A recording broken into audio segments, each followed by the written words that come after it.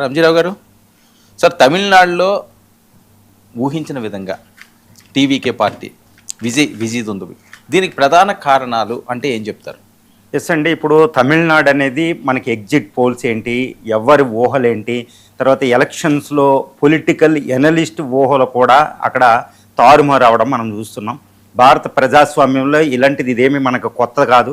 ఎన్టీఆర్ గారు పార్టీ పెట్టినప్పుడు, అదేవిధంగా ఇందిరా ఒకసారి ఓడిపోయినప్పుడు ఎమర్జెన్సీ తర్వాత ఇలాంటి ఊహలన్నీ మనకు తెలిసి ఇదేది పెద్దది కాదు. కాకపోతే ఇది రీసెంట్, అంటే ప్రస్తుతం జెన్ జీకి మాత్రం ఏదో ఒక ఊహించని ఒక రకమైన మేలు మలుపుగా మనం తమిళనాడు ఎలక్షన్స్ మనం చూడవచ్చు. ఎందుకంటే ఒక ద్రవిడియన్ కల్చరు, రెండు నేషనల్ పార్టీసు, ఒక తమిళ్ పాలిటిక్స్ అంటే ఒక రకమైన competitive politics, dynamics of politics కనిపిస్తాయి. ఇలాంటి చోట తొందరగా ఇప్పటికిప్పుడు ఉదయించిన పార్టీ టీవీకే, పెద్ద స్టార్ కూడా కాదు, గుర్తుపెట్టుకోవాలి. విజయ్తో పాటు చాలా స్టార్లు ఇప్పుడు అక్కడ తమిళనాడులో ఉన్నారు. కమల్ హాసన్ పార్టీలు పెట్టారు, విజయ్ పార్టీ పెట్టడం జరిగింది. ఇవన్నీ ఎంజీఆర్ ఆ తరంతో పోలిస్తే ఈయన పెద్ద స్టార్డమ్ కాదు, కానీ ఒక ఊహించని విధంగా టీవీకే విజయ దుందుబి మోగించడం.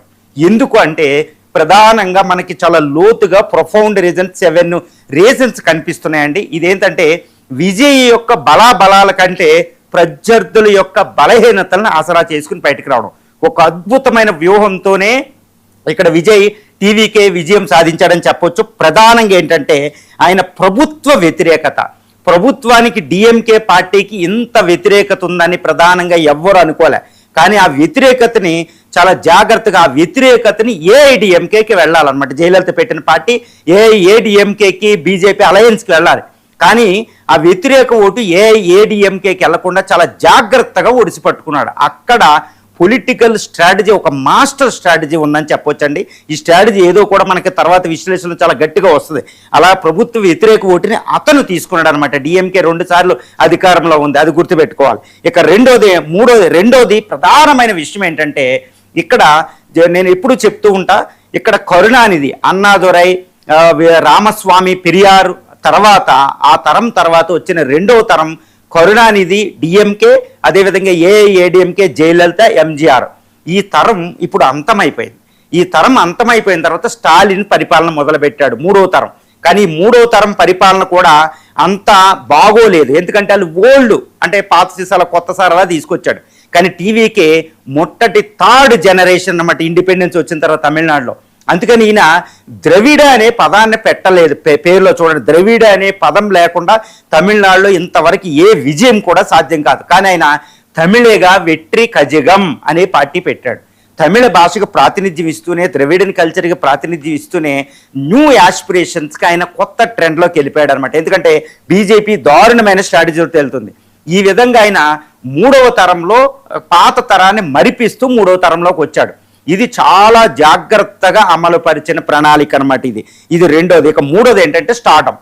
ఈయన ఫిల్మ్స్లో ఒకప్పుడు ఎన్టీఆర్, ఎంజీఆర్ మనకు తెలుసు, పౌరాణిక పాత్ర లేకపోయినా మాస్ పాత్రలో, కరప్షన్కి వ్యతిరేకంగా, ఒక సోషల్ కాజుకి, పోలీస్ పాత్రలో, సామాజిక న్యాయం, తర్వాత లోవర్ క్యాస్ట్, ఇవన్నీ జాగ్రత్తగా తీసుకొస్తూ ఈయన గుర్తుపెట్టుకోవాలి. సినిమాల్లో ఎవరైనా ఫ్యూచర్ స్ట్రాటజీ ఉన్నప్పుడు సినిమాలను కూడా అదే విధంగా ప్రస్ఫుటంగా తీస్తారు. అంటే ఈయన స్ట్రాటజీ ఇప్పుడు కాదు, సీఎం అవ్వాలనే స్ట్రాటజీ. 2009లో ఆయన ఒక ఫ్యాన్ క్లబ్ పెట్టి లోకల్ బాడీలో పోటీ చేసినప్పుడే ఆయన పార్టీ ఉద్భవించిందని చెప్పొచ్చు. అందరూ అనుకుంటున్నారు రీసెంట్ పార్టీ అని. కానీ 2009లో ఆయన ఫ్యాన్ క్లబ్ పెట్టినప్పుడే, లోకల్ బాడీ పోటీ చేసినప్పుడే ఆయన పొలిటికల్ స్ట్రాటజీ మొదలైంది. అప్పటి నుంచి కూడా ఆయన సినిమాల్లో చాలా జాగ్రత్తగా, ఒకప్పుడు ఎన్టీఆర్ మన దేశం పౌరాణిక పాత్రలు చాలా ప్లాన్గా తీసుకొచ్చాడు. కానీ అంత ఈజీ కాదు. స్టార్డమ్ని ఆయన రియాలిటీకి తీసుకొచ్చాడు అనమాట. ఇది కమల్ హాసన్, మిగిలిన వాళ్ళు తీసుకురాలేకపోయారు. ఎంజీఆర్ స్ట్రాటజీ అనమాట ఇది మూడోది. ఇక 4వది ఏంటంటే విజయ్. ఈ విజయ్కి తమిళ్లో ఒక ద్రవిడన్ కల్చర్ అని తీసుకురాలే. కాకపోతే అనవసరంగా విజయ్ని పెద్ద పార్టీ చేసేసింది ఎవరు అంటే, పెద్ద స్టార్ని చేసేసింది అధికారంలో ఉన్న డిఎంకే, అదేవిధంగా కేంద్రంలో ఉన్న బీజేపీ. కేంద్రంలో ఉన్న బీజేపీ ఏఐడిఎంకేతో కలిసి ఒక అలయన్స్ ఏర్పడదామంటే ఈయన ఒప్పుకోకపోతే ఆయన మీద చాలా కేసులు, అంటే కరూరులో 2024 ఆగస్టు 9న ఒక ఇన్సిడెంట్ జరిగితే, ఎలక్షన్ క్యాంపెయిన్లో 41 మంది చనిపోతే దాని మీద సిబిఐ అది ఏ విధంగా వచ్చినా సిబిఐని ఈడీని ఎవరు ప్రయోగిస్తారో బీజేపీయే ప్రయోగిస్తారు. కాబట్టి బీజేపీని ఈ చిత్రహింసలు పెడుతుందని తమిళ్లో పీపుల్లోకి వెళ్ళింది. ఈయన ఢిల్లీ వీధుల్లో కేసుకి వెళుతూ ఇన్వెస్టిగేషన్ సిబిఐ ఎంక్వైరీకి వెళుతూ దాన్ని ఎక్కువగా ప్రచారం చేసుకోవడం తమిళనాడులో చూస్తున్నాం. అంటే ఢిల్లీకి అడ్డం తిరగలడైనా తమిళ కల్చర్ రక్షించగలుగుతాడు, కొత్త స్టార్ వచ్చాడు మనకి అంటూ ఒక రకమైన ప్రచారం అనవసరంగా బీజేపీ చేసింది.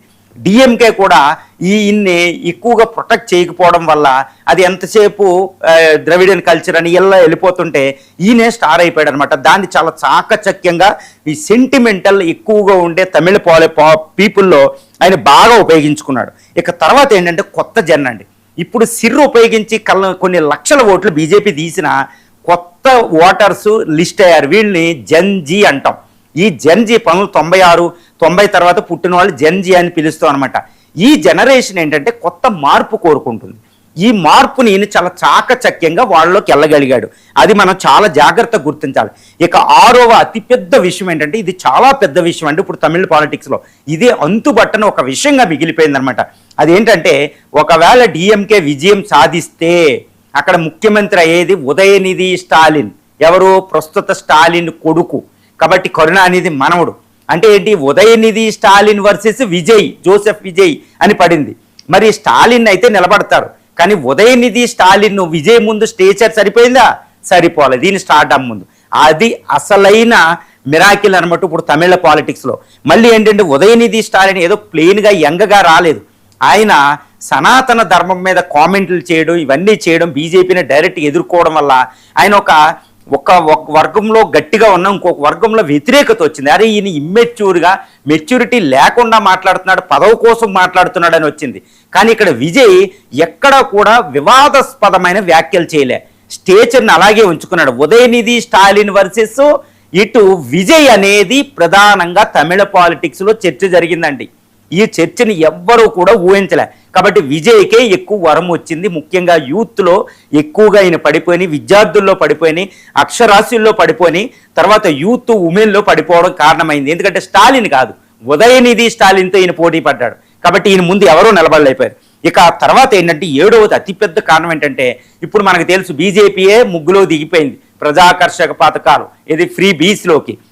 ఈయన యొక్క మేనిఫెస్టో మనం చూసినట్టయితే ఇప్పుడు బంగారం రేటు పెరుగుతుంటే ఆ సెంటిమెంట్ అని బంగారం ఇస్తా, 8 గ్రాముల బంగారం చూడండి, ప్రజాకర్షక పథకాలు, నిరుద్యోగులకి ఇస్తా, ఉద్యోగాలు ఇస్తా అంటూ ఆయన యూత్ని, ఉమెన్ని, మైనారిటీల్ని ఎక్కువ టార్గెట్ చేయడం కనపడుతుంది. అందువల్ల ఏంటంటే టీవీకే మేనిఫెస్టో వ్యూహం, నేను మేనిఫెస్టో అన్నది వ్యూహం అన్ని డిఎంకే నుంచి, ఇటు ఏఐడిఎంకే బీజేపీ అలయన్స్ నుంచి, ఇటు ఆంధ్రప్రదేశ్ నుంచి, కర్ణాటక నుంచి దేశవ్యాప్తంగా ఉన్న ప్రజాకర్షక పథకాలన్నీ స్టడీ చేసి ఇవి తమిళనాడులో ప్రయోగించాడు. కాబట్టి ప్రతి వర్గంలో నుంచి ఓట్లు లాగేయడానికి ట్రై చేశాడు. ఈ విధంగా ఎలక్షన్ మేనిఫెస్టో ద్వారానే ఆయన వ్యూహాన్ని ఎక్కువ అమలు జరిపాడు. ఆయన మేనిఫెస్టో డిక్లేర్ చేస్తుంటే ఎవరు అంతగా పట్టించుకోలేదు పొలిటికల్ పార్టీలు, అరే ఈయన అంత ప్రచారం లేదని. కానీ దాన్ని చాలా చాకచక్యంగా అమలుపరిచాడు విజయ్ గారు. కాబట్టి నా దృష్టిలో విజయం సాధించడం తమిళనాడులో అంటే అదేదో కొత్తగా వచ్చింది కాదండి, అది చాలా వ్యూహాత్మకంగా వచ్చింది. కొత్త జనరేషన్ టార్గెట్ చేసుకున్నాడు, వచ్చింది.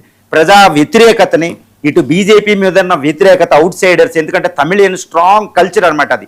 తర్వాత విజయ్ వ్యక్తిత్వం ఏంటంటే ఇటు ఈయన జోసెఫ్ విజయ్ చంద్రశేఖర్ క్రిస్టియానిటీ బ్యాక్గ్రౌండ్ ఉన్న ఫాదర్కి, మదర్ హిందూ, కానీ ఈయన స్కూల్ సర్టిఫికేట్ చూస్తే క్యాస్ట్ న్యూట్రాలిటీ ఉంటుంది.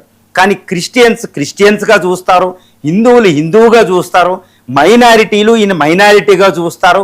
చాలా జాగ్రత్తగా ఒక పర్సనాలిటీ డెవలప్మెంట్ అక్కడ అయింది, చూసుకోవాలి.